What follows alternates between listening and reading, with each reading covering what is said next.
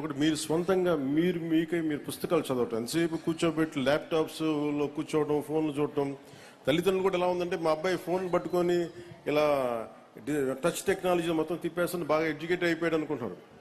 English నేర్చుకుంటే English వచ్చిన దానివల్ల మనకు తెలివితేటలు రావు. ది క్రియేటివ్ కెపాసిటీ, ఇన్నోవేట్ చేయగలిగే మైండ్, ఇవన్నీ రావాలి అంటే మటుకు చాలా మల్టీ టాలెంట్స్ కావాలి మనకి.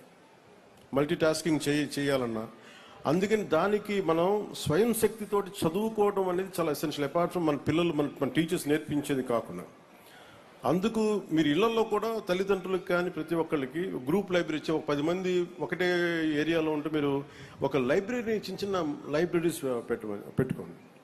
అలాగే కూటమి నాయకులు కూడా, జనసేన నాయకులు కూడా ప్రత్యేకించి పిల్లలకి, మీరు రేపు పొద్దున పిల్లల ఓట్లు కావాలనుకున్నారు, పిల్లలకి మీరు ఏం చేయకుండా ఓట్లు ఎలా అడుగుతారు మీరు అందరూ. అందుకని పిల్లలకి ఏదైనా కనీసం లైబ్రరీస్ లాంటివి మీరు పెట్టండి, మొబైల్ లైబ్రరీస్ లాంటివి.